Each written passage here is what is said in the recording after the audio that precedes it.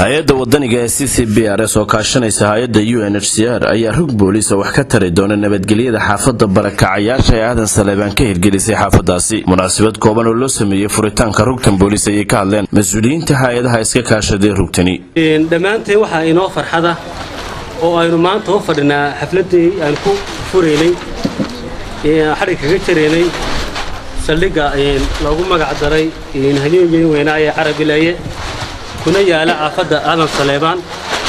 saldhiggan waxa lagu talagalay in kor lagu qaado security-ga ama ammaanka dadweynaha ku dhaqan maxay danyarta ay ku dhaqan kaamkan Aadan Saleebaan. waxa maalgelisay hay'adda qaxootiga caalamiga UNHCR waxaana hirgelisay CCBRS waxa fududeysay wasaaradda dib-u-dejinta. sidoo kale qodobka ugu muhiimsan oo ah dhulka oo maanta aynu ognahay dalkeena qiimuhu ka taagan yahay halka marayo waxa bixisay dawladda hoose.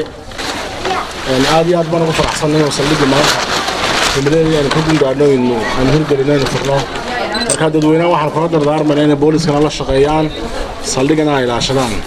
waxayaguna aad u amaanay hay'adda CCBRS iyo hay'adda UNHCR taliyaha qaybta booliiska Burco maayirka degmada Burco ku xigeenkiisa isku duwayaasha wasaaradaha dib-u-dejinta iyo shaqada iyo arrimaha bulshada iyo xubno kamid ah guddiga xaafadaasi iyagoo ka marxaati kacay muhiimadda iyo waxtarka rugtan booliis iyo waliba sida ay baahida weyn ugu qabtay xaafadani. marka hore Ilaahay baan u mahadnaqaynaa marka xigana hay'adaha CCBRS iyo hay'adaha kale hirgelisay ayaanu aad iyo aad ugu mahadnaqaynaa.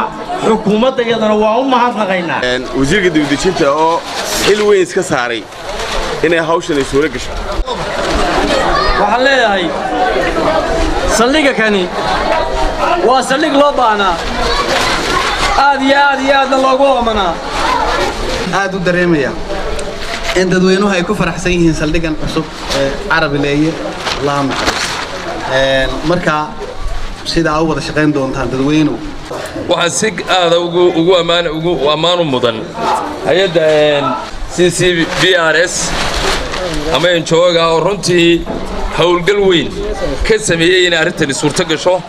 kulley hawshan annaga waa hawl bileys cid kasta oo ka qayb qaadatay haday maayir tahay haday tahay golahiisa deegaanka haday tahay dadweynaha xaafadda haday tahay hay'adii dhistay cid kasta oo ka qayb qabtay aad baan ugu mahadcelinaynaa. amnigana aad baa uga qayb qaadanaysa. haddana anagu nahay taliya qaybta haddaan nahayna haba ka hakran mayno ciidana waanu keenaynaa saraakiil adagna waanu keenaynaa laakiin waxa laga doonayaa inay xaafaddu la shaqayso.